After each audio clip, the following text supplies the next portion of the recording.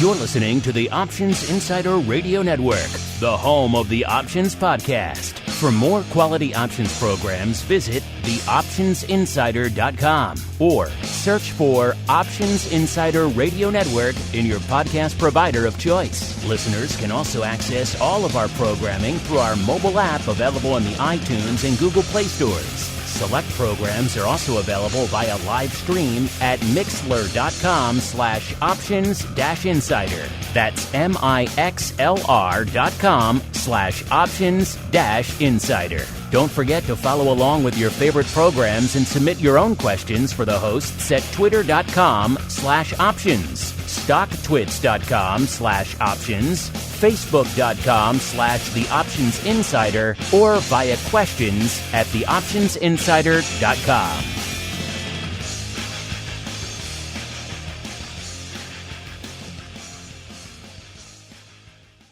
I'd like to highlight a sponsored session available for our attendees this afternoon. NASDAQ, one of our platinum sponsors, is hosting an educational showcase open to all conference attendees. NASDAQ's session will kick off at 12:15 p.m. Central, 1:15 p.m. Eastern, with John Black discussing the growth of their index option products, as well as the newly launched NASDAQ 100 micro index options. To view this live session, navigate to NASDAQ's organizational page under the Sponsors tab and scroll down to the Educational Showcase listing. Thank you to NASDAQ for their support. For our next session, we turn to the options retail market, which has seen a growing number of new investors. Perhaps no one knows this more than our moderator, the Chief Market Strategist and Managing Director of Trading Services for TD Ameritrade, J.J. Kinahan. Welcome, JJ. Thank you for having me. It's going to be an exciting panel. Really looking forward to it. Good Wednesday morning, everybody. This is going to be a great panel because I'm lucky enough to be joined today by Ariane Ricky from Cboe, Chris Larkin from E-Trade, and Dave Silver from Citadels. So we're going to talk a lot about retail, about what's happened over the last year, because so much has happened in the retail space. But with that, why don't I let the panelists introduce themselves? So, Ariane, please go ahead. Great to join you, JJ. Ariane Cricky, Head of Derivatives and Global Client Services at Cboe. And Chris? How you doing, everybody? Chris Larkin. I'm the Managing Director of the Digital Direct Organization Product Group, and happy to be here. And Dave, please finish us off.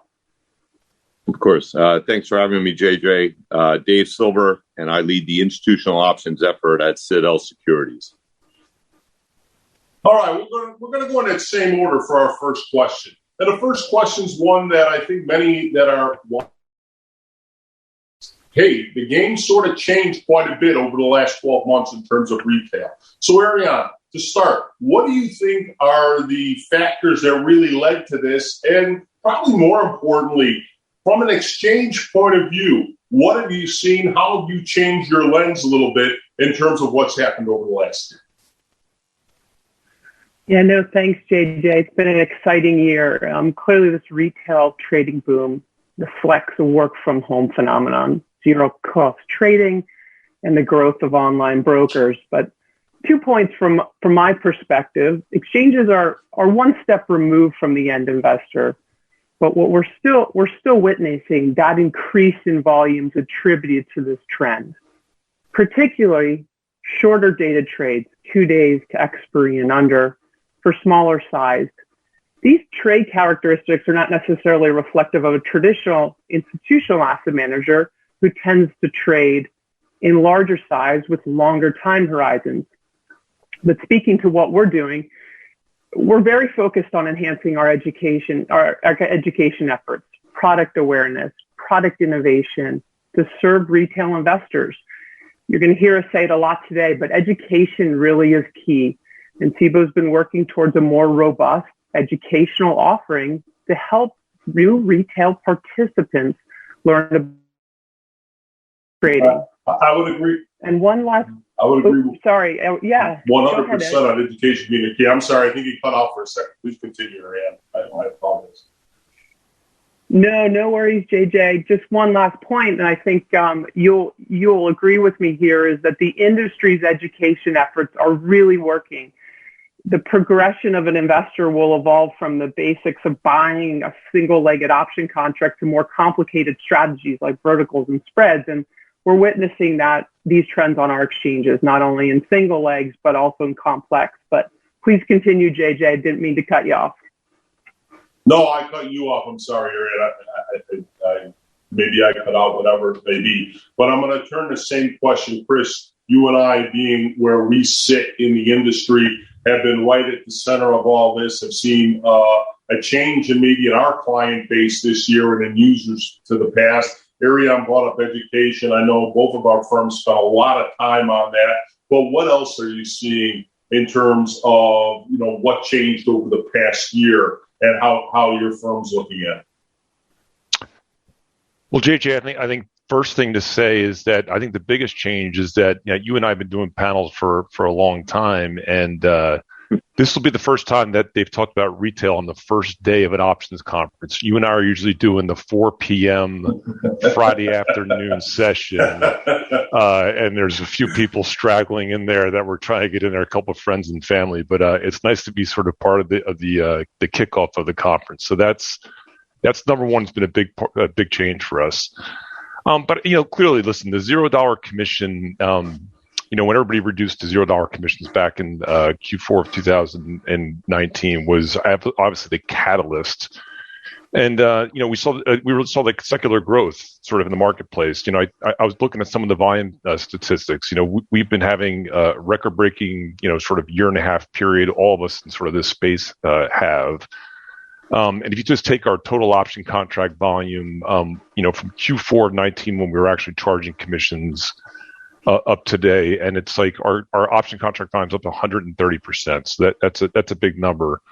And then you just think about sort of you take the idea of no commissions. If you think about sort of all this growth that's going on, there's a whole bunch of things that happen. You got a bull market going on. You had a pandemic with people working from home. High price stocks have been sort of a big part of the stories as well. IPOs have come back. And Henry Schwartz talked a lot about the idea. We talked about these during any kind of a forum that we were in around single stocks. I mean, there was a period of time when everything was gravitating towards ETFs, and we talk about trying about how do we get people to start looking at single stocks again, because we knew that would be a catalyst to the options market. And we've seen that over the past, 18 months. It's been amazing to see sort of the interest in some of these companies that are out there. And I think that's a really, really big driver of what's happening in the marketplace. Chris, the interest in individual stocks, it's almost like ETFs have taken a back seat for the first time in forever. Really, in terms of, and it's not, I think the other thing that's been really important is the variety of single stock names. It's just not Apple and Facebook that you and I are used to seeing every single time. 100%. It's incredible to see. Like I said, that's a good when you get the breadth of the market participating across the board. That's what retail sort of gravitates towards. And there have been, like I said, there have been some really good stories that have been happening across the board, every industry. It's not just sort of the technology sectors. Our clients obviously are very keen on the technology sector. But if you think about all the things even that are pandemic related, when you think about things like Moderna and Pfizer and some of these companies that are out there, all these companies came into play. Airlines, you can go on and on in terms of the interest around that single stock area, and so. It's been a big driver. It's really, really helped out. And I think, all the sort of the investments that we've put in over time in terms of the tools and resources for clients to find those companies and research them and things like that really pays off when you see sort of this kick up in buying that's been happening over the past couple of years here. All right. Thanks, Chris. Dave, I want to pose the same question to you. And you have a very unique perspective, not directly retail, so to speak, but very much involved in everything that retail is doing in terms of how it affects your business. So with that, what has been the effect overall for you? Thanks, JJ. And it's interesting because wearing a Citadel Securities hat, you obviously hear our name associated with retail and price improvement and liquidity and market participation. But the hat I wear here today is representing the institutional investor, which is a new business that Citadel Securities launched just around January of 2020. So as many of my colleagues have mentioned, an interesting time to launch that business when you think about what's happened during that time. But it kind of speaks to education differently than the sense of risk and volatility and understanding markets, and more about just how these single stock equity options work. And if you think about just replaying the tape over the last 18 months, physical floors closing and how actual market structure work and pricing dynamics work for institutions who maybe haven't focused on that detail before and really teaching them. And then during the summer, if you recall, all the talk was around Gamma and short Gamma and the large technology investor that was active in the market. And that created another level of education around what does this mean for my fundamental holdings or my long-term horizon as an institution? And then, like you mentioned, the airlines and some other sectors, the casinos, as you move into that reopening type trade that we saw so actively gaining traction as vaccinations began to take, kind of run their course, and that became a big trade. And then obviously here in Q1, the retail, excitement that has, led to Chris's point, a day one retail paddle. So I certainly appreciate that. So when you think of education from an institutional perspective, there's been a lot of questions about how the markets work and what actually goes into buying and selling options, and what do these types of themes mean for kind of a stock distribution as well as the execution of it. So we've seen institutional investors asking a lot of questions, and I was really pleased when Henry presented earlier. If you notice, institutional volume has not only grown, but it has also grown with respect to new filers, meaning new people trading equity options. And I think just this movement to the front of people's mind, the equity option space, the market structure, real complement to the way that it's held up and the way that the markets have operated efficiently, not skipping a day, the clearing of trades, the execution of trades through all of this, that being as stable as it has been, that's been a really exciting thing because it's probably brought to the forefront new investors from an institutional sense that perhaps have stayed away from the options market, really gaining interest in and asking a lot of questions. So a lot of same themes, just looked at through a slightly different lens in the institutional space. Well, let me ask you a follow-up question on that, because I think it's interesting for a lot of us who don't deal with the institutional client every single day.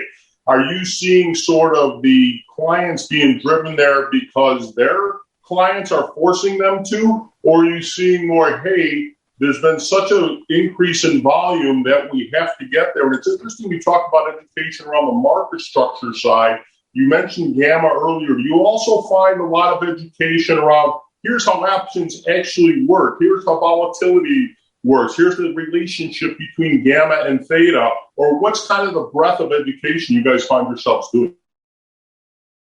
And one that covers the gamut, a slower moving, perhaps longer term investor is really just starting to kick tires a little bit about how options might fit into their offering to their investors in terms of portfolio management, perhaps hedging, perhaps around events or other catalysts, perhaps with income or yield through the selling of options.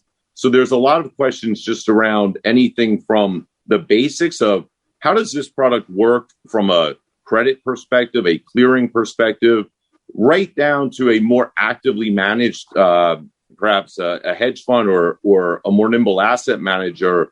When you see about 30% of the volume being less than 10-day paper in the current marketplace, the reality is it might not necessarily change what a long-term investor is doing or what somebody who's looking at things on a price target basis, but it does lead them to wonder, how do those trades impact the market in terms of entry and exit points? Should I be buying today? Should I be waiting a week?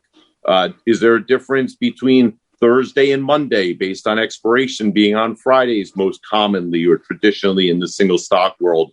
So there's a lot of education. I wouldn't say that we're hashing out Black Scholes with anybody at this stage, but with regard to a fundamental investor who is really thinking about a thesis, I think they're really thinking more about where should I enter, where should I exit, how can I maximize, and they want to be competitive with their peers. And as equity options and index options become more kind of center stage or common in just kind of lingo discussion, investor letters, prospectus, I think that people want to be a part of that and they want to be fluent in it. So it's been an exciting time to see new people asking about the product as a way to kind of manage their investor relationships in some way and their portfolios. All right, thanks, Dave. For the next question, Chris, I'm going to start with you. And, obviously, publicly, everyone can see the amount of new investors that your firm has had, our firm has had. It's been unlike anything I think you or I ever imagined. But with that, I think the untold great story of last year has actually been systems. And, what changes have you had to make, et cetera, for this onslaught of trading that I would say has gone beyond, your wildest imagination a year and a half ago as to the amount of volume that could go through your pipes on a daily basis. So, what are you guys looking at now? What have you had to do? And what do you see going forward in that sense? Yeah, I mean, you're right. I mean, listen, we've all taken on record volumes. So we've broken records in terms of new clients that have come into the franchise. It had this sort of really big jump that we saw over the year, and it continued to grow. And throughout the year, I think we really held up. If you think about 2020, I think the industry held up really well over a period of massive growth. And again, we always plan for multiples of growth for our systems and things like that. But no one expected the growth that we saw over last year. And then you kind of come into this year, and if you look at the very beginning, if you remember in January, as we thought through sort of, okay, now that we've gotten this leg up, what's our next sort of thought process on systems? As we went through that, we saw another massive surge that hit all of our systems. And again, it strained all of us. I mean, it really was a lot of volume that was coming to the system. And so as we saw that, again, I think we all held it very well, but we continued to invest very heavily sort of in our systems from a, client sort of utilization rate. And then if you think about the idea around it's not just like people placing trades, but it's the market data. Again, you go back and look at Henry's presentation right before, you see the number of strike listings that are out there. That's all taxed in our system. All those things, that market data that's coming through, it's people logging in. Those are the things that continue to tax our system. It's everybody sort of doing it at the same time, and that's what you're planning for as an organization. So we've done that, and we continue to do that, and we will do that. We're planning for that next leg again of growth of what we're trying to do. We continue to plan from that side. So we've done a ton from a technology infrastructure side to make sure we do it. And then you think about just the platforms that we're using as well, JJ, it's the idea is that the mobile adoption, especially with all the new investors coming in, they do skew younger, and so we continue to think through the sort of the mobile aspect of everything from our side as well, because that's a very important equation for our clients. We're now approaching just about 70% of our daily logins come from a mobile device, so incredible sort of adoption of that technology that we knew before would eventually sort of overtake the desktop PC. But once again, it's happened faster than anybody's kind of thought. So we got to keep thinking through all these different ways that the behavior changes that are happening from our clients. All right, thanks, Chris. And Dave, you said you guys started January of 2020, which maybe was fortuitous, given all that happened after that. So even in the short amount of time, relatively, that you guys have been going, have you really had to make a lot of infrastructure changes, et cetera, to keep up with the growing demand? Obviously, you were planning for great growth, I'm assuming, right from the very beginning, but this is probably outdone even your wildest projections at the time. Yeah, that's for sure. Once kind of the shell shock wore off, it really helped leverage, Citadel Securities' role in the market as a very stable, consistent believer in things like transparency, price improvement. And I think it really turned into a tailwind for us because in times of need for liquidity, when, again, there's been a lot of attention to the role Citadel Securities played in the retail world during those, highly volatile and large periods of volume. But to speak to the institutional world, it really turned into a tailwind. And again, for some reasons that obviously we wish never occurred, people's ability to pick up the phone and call us and know that they would have that transparent experience, that pricing experience, that opportunity for best execution and price improvement really turned into a bit of a tailwind. And quite frankly, it allowed us to quickly gain resources and continue to invest in our business. And the proof of concept quickly became one that was rewarded and recognized. And I think that the more momentum we had, the more clients came back. So while we wish certain aspects over the last year and a half that perhaps led to the environment we're in, such as a pandemic and some of the other negatives, things like market stability, price improvement, consistent liquidity that we've been able to provide specifically, while many others have done it as well. For us in particular, I think it turned into a big tailwind. Has really helped our really springboard our institutional business into the forefront very quickly. All right, thanks, Dave. Ariane, you guys have a unique perspective on this because, Chris has talked a lot about the single names, and that has been an amazing thing. But with that, there's also other exchanges to concern yourself there with. But you guys also have, your own products, which have thrived during this time. So in terms of how you guys have to look at systems, I'm imagining there's some more layers to it. And what has been your experience over the last year? Yeah, no, thanks, JJ. Clearly, we appreciated Chris's comments as well as Dave's in terms of their up times, and it's similar experience at SIBO. Just really proud in terms of where exchanges are really well equipped to handle significant volumes. And our systems were resilient, similar to what Chris was alluding to, and backed up have been tested to handle this increase and maybe even multiples of this increase. And we have to prepare for that even ahead of what we experienced last year.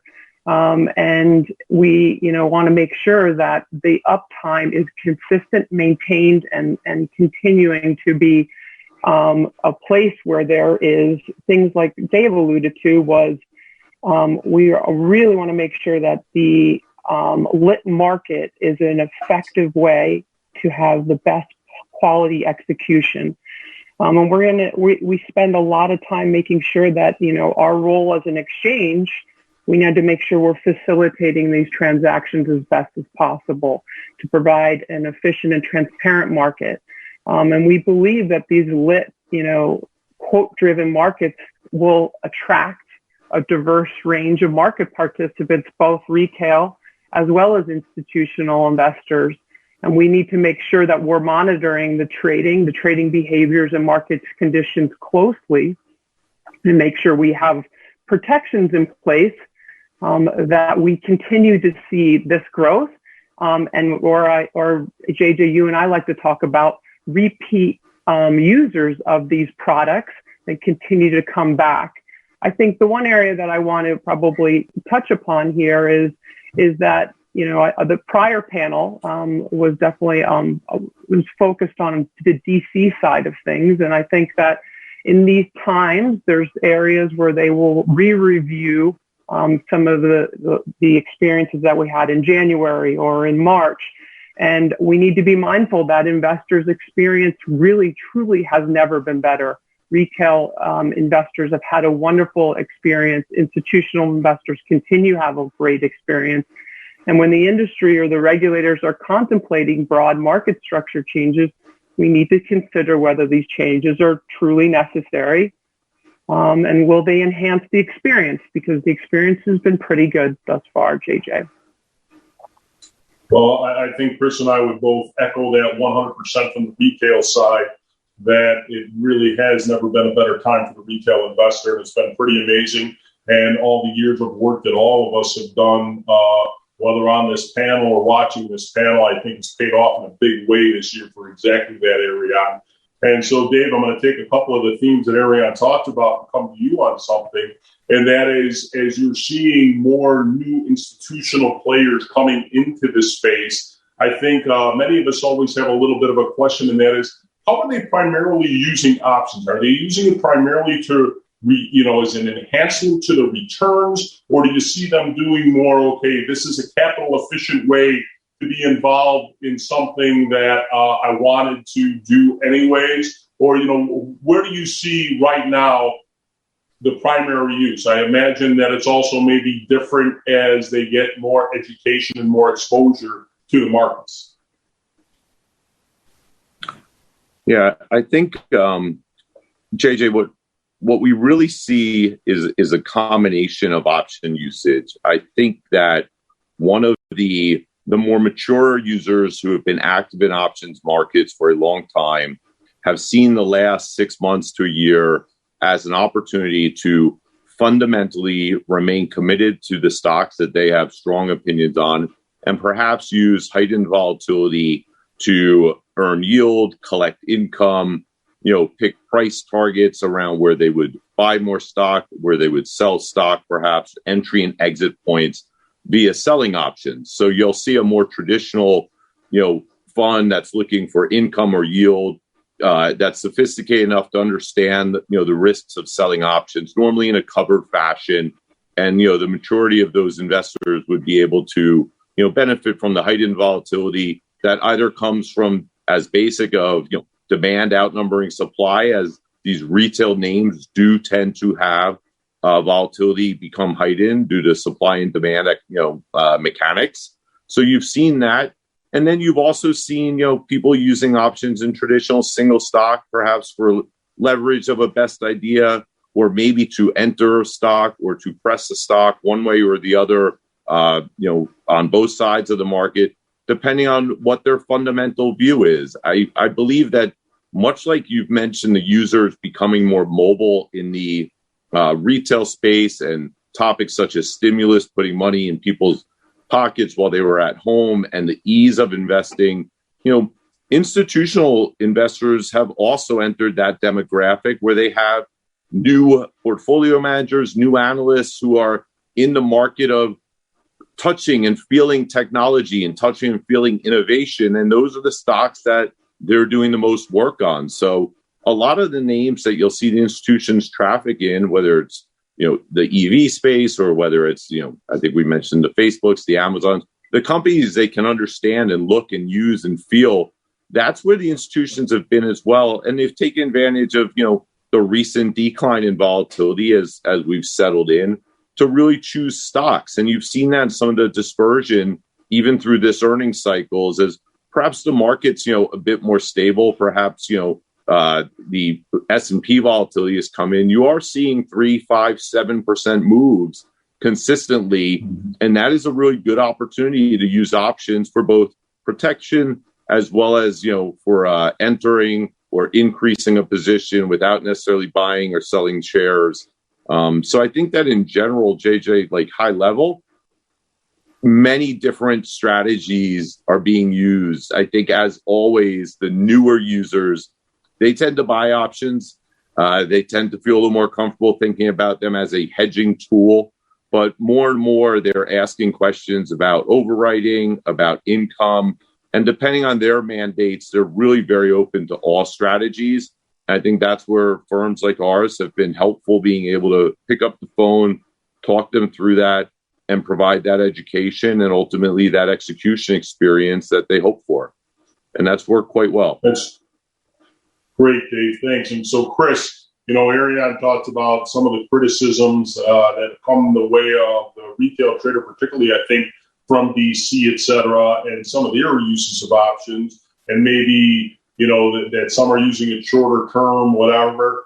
I would actually argue back that a lot of it has to do with the price of many stocks, so that many retail investors can actually not use as much of their account to actually be involved with stocks they want to.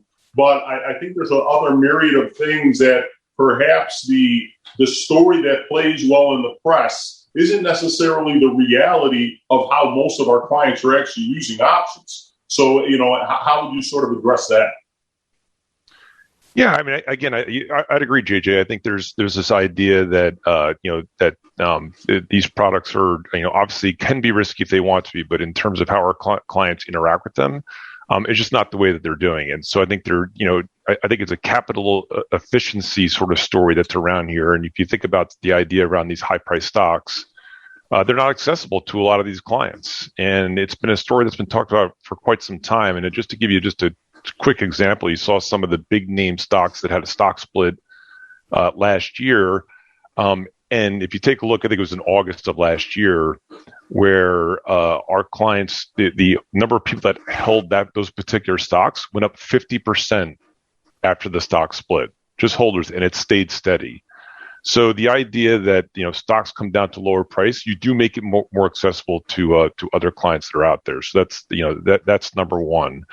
And then number two is that we spend a lot of time on the education front. I think the industry has done a great job across the board, whether it be the online brokerage, whether it's the OIC and places like that, where they've given these clients the education, the resources to be very successful traders. That is in our best interest. We do not want our clients making mistakes when they're trading. We want to make sure that they're successful, that they're with our franchise for a very long time. So it's in their best interest to utilize the resources that we have, and it's in our best interest to continue to sort of supply those different resources to them to be very successful. And they do. We're setting records across the board from our side in terms of the views on education, attending web seminars, across the board. Now, the OIC has done the same thing. They've seen the same type of stats that's out there. So there's a lot of interest in the product. People do want to learn about it. And again, you need to learn to understand these products, how to use it. So for us, it's a real big education story. And then the other thing is really around, the tools and services, whether it's, pre-trade analysis that our clients can do, all the way up to the execution and the post-trade. How can I sort of look at my risk, manage my risk? We've spent, years and years and millions of dollars to provide a simplified, very robust set of tools and resources for our clients across all the different products that exist out there.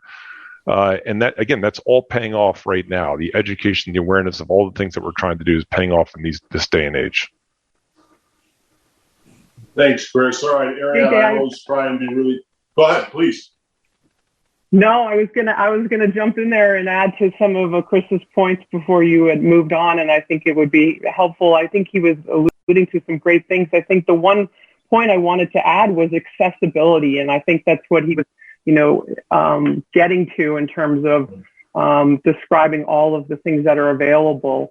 You have smaller contracts. It's the ease of use, liquid markets, access to information, education tools.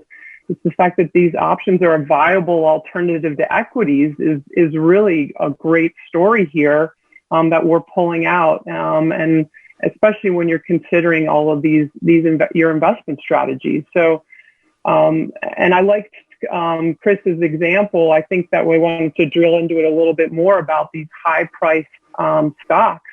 We watch this a lot, JJ, and I think that Henry does a fantastic job of articulating this to the street. But we look at the ratio of notionally adjusted options volume to share volume, just very basic things. And in these higher priced names like Amazon and Tesla, options volume has shown more recently that it can be materially higher than the equity volume on an apples-to-apples basis. And this is pointing to the use of options in the education efforts that, we're talking about a product that can be more efficient or effective way to gain exposure to these costly stocks. So these are just some other points, concurring with what Chris was describing. And I think it's important. I think it's wonderful you brought that up, Ariane. We have this conversation all the time. If people have a $25,000 account, they're getting started in the market, they save some money, God bless them, and then they go to buy Apple. Well, first of all, is that really good money management if you buy 100 shares and it takes up that big a proportion of your account? So options have allowed people to get involved in the market in a way that they couldn't have. And, it's why all the education that everybody in our space, I think, pretty much does is around spreads. Let's define the risk. Let's put up less money up front. And I think that that's really been an important thing that we've done. And, I don't think there are many industries that really give as much free education as we do as an industry, trying to make sure that their clients succeed. We know it's in all our best interests when they succeed. So, sorry to ramble on that. Yes, please. Yeah. So just one other point that kind of drives me a bit crazy, but there's, I think there's all this narrative that's around sort of these young investors, and I think they stereotype this idea that young investors don't know what they're doing. So they're making these big mistakes. It's just not. It's not true. I mean, it's just like, I don't think age necessarily has any sort of indication of how someone understands the market that's out there. Experience obviously helps in anything that you do in life, but these young investors know a lot about the markets. They've been, the education that's happening, not just, toward what they can get today, but what they've learned throughout the high school and throughout their college years. That's a big part of it. And I think that there's this narrative around the fact that young investors can't be trading products like options. It's reckless in a lot of ways to say something like that, in my opinion. So I think that age doesn't really play too much when it comes down to, And I think it is an antiquated notion, overall. And again, they have access to education at a younger age that previous generations just didn't.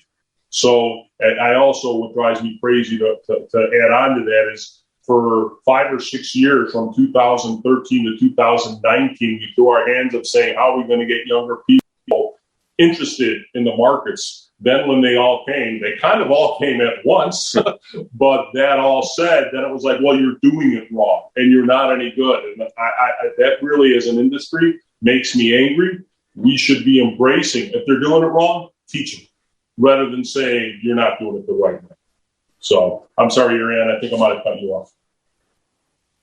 No, I'm echoing all of your thoughts. I think there was a survey out there from Deutsche Bank that said, 50% of U.S. retail investors were completely new to the markets in the past year, and they allude to this new investor and having more aggressive risk profiles, but they flip it and they say, obviously, they use social media and to understand, to be educated, to find trading ideas, and they're educating themselves faster than we ever had seen in the past to be a more educated investor in this marketplace.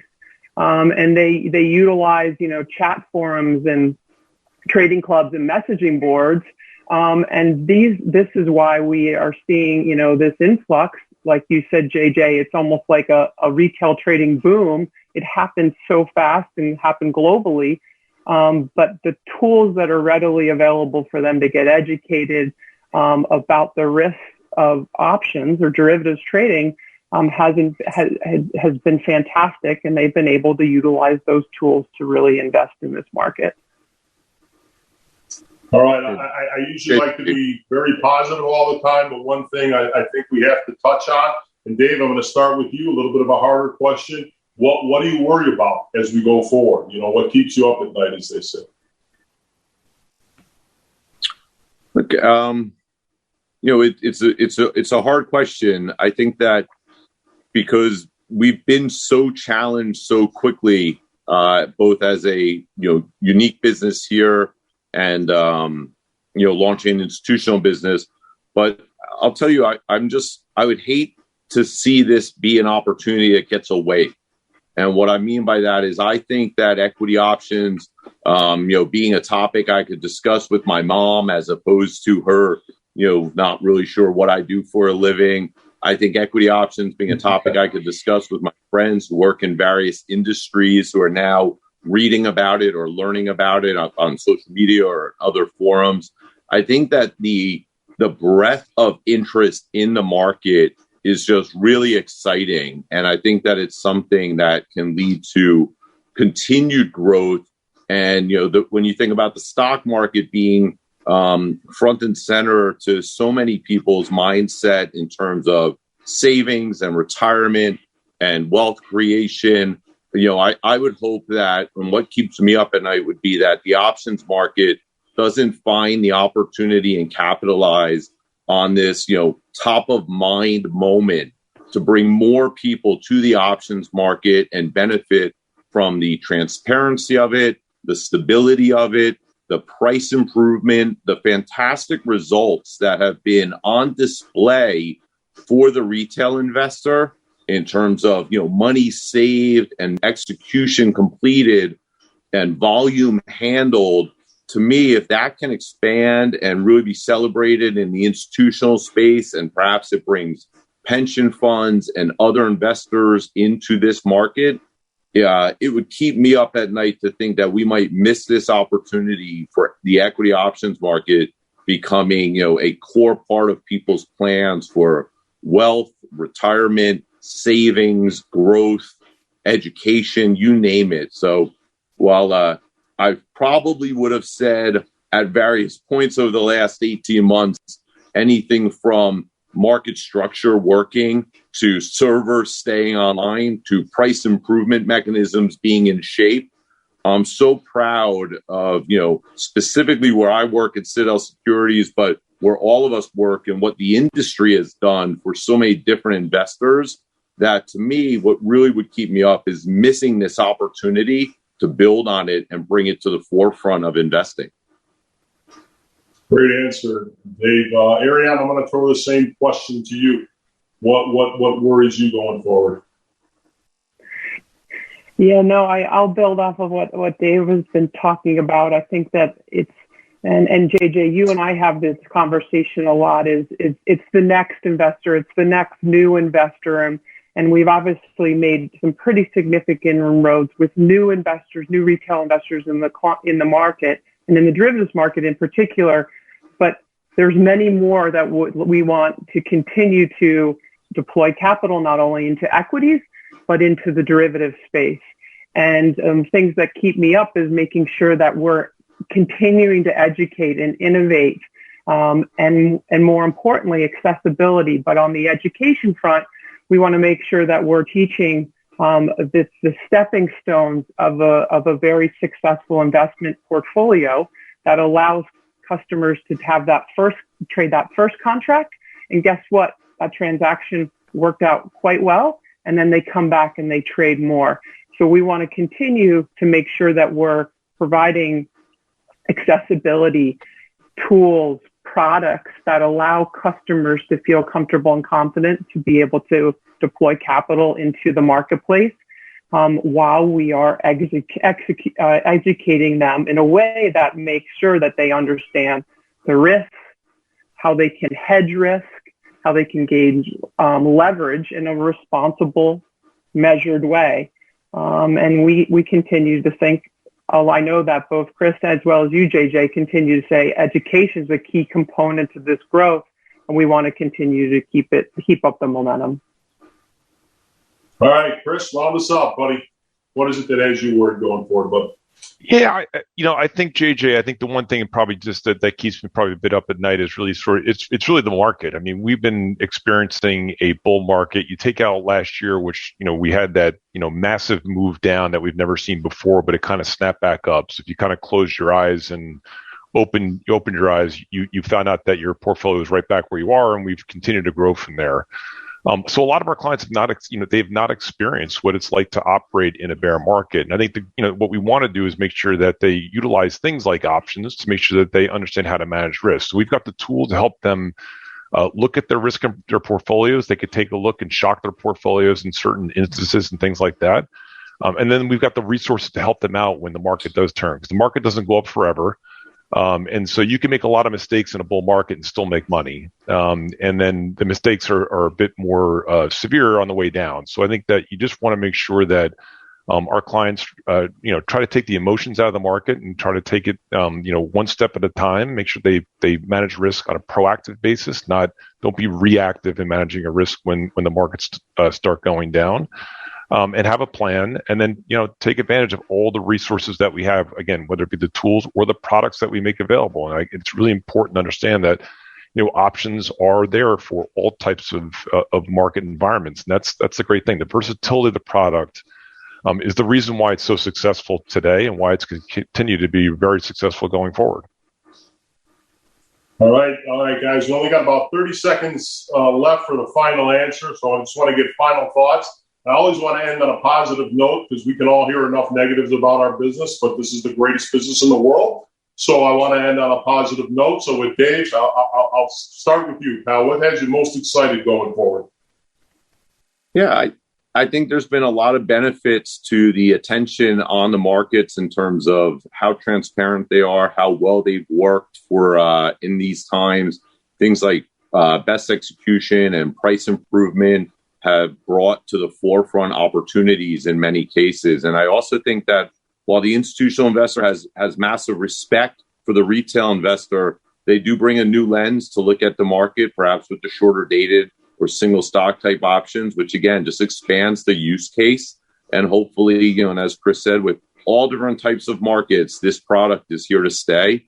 And we're super excited about being a part of it going forward and continuing to help improve market structure. Thanks, Dave. Chris, over to you, pal. Same thing. What are you excited about? Yeah, I mean, I'll probably pivot a little bit here, JJ. I think the one thing I just want to say thank you to all the participants. There's people in the audience that I can't see today, and I've got some folks here on the call. But if I think about just, it's very important, the infrastructure and the ecosystem that we have and provide to our customers, because if they come to our interface at a place like E-Trade, they think of just one entity that they have to rely upon. But there's a lot behind the scenes that have to happen to make this market work. So if you think about sort of the exchanges like the SIBO, and if you take your wholesalers, like you've got Citadel, Susquehanna, Virtu, Wolverine, all those great firms that are out there today that are providing us a high level of service, and they're there for us every day. And it's very important for us, today, and it's going to be very important for us to go forward, that everybody continues to invest and deliver the service that we do. So to me, it's like a big thank you to the entire sort of ecosystem of the options market. In what they've done to get us to the growth that we've seen over the past couple of years here. Couldn't agree more with you on that, Chris. And Ariane, you started us off, so wrap us up. Yeah, no, there's a lot of positives to talk about, but important one from an exchange perspective. We want to continue to have and host a marketplace that's fair, efficient, and transparent for all investors. We've seen that. We're going to continue to see that going forward. And we want to make sure that, that the marketplace for equities as well as options continues to grow, and it's been no better of an environment right now. And we want to continue to keep up the momentum for our investors. And we're grateful for all of our members and all of the investors that are actively engaged in this marketplace. And it's been no better. It's been no better of a time to be an investor in this market. So we want to keep up this momentum, and I think it's here to stay. All right, Ariane, thanks. Big thank you to Ariane, Chris, and Dave. It was a great panel, guys. Time flew by. A big thank you to all of you who took time out of your busy days to watch us today. We do appreciate it. Chris talked about some of the maybe people who get overlooked at times. So a big thank you to all the people on the back end today. Made the Zoom call possible. Made sure we all got in. Coordinated everything. Julie Bauer and thank you all very much from the OIC conference. It was a great panel. Everybody go have a great day, and thank you for joining us. Thank you, JJ, and the rest of your panel as well. We invite you to click into the Day 1 keynote presentation on the agenda page. This session will begin shortly. You're listening to the Options Insider Radio Network, the home of the Options Podcast. For more quality options programs, visit theoptionsinsider.com or search for Options Insider Radio Network in your podcast provider of choice. Listeners can also access all of our programming through our mobile app available in the iTunes and Google Play stores. Select programs are also available via live stream at mixlr.com/options-insider. That's mixlr.com/options-insider. Don't forget to follow along with your favorite programs and submit your own questions for the hosts at twitter.com/options, stocktwits.com/options, facebook.com/theoptionsinsider, or via questions at theoptionsinsider.com.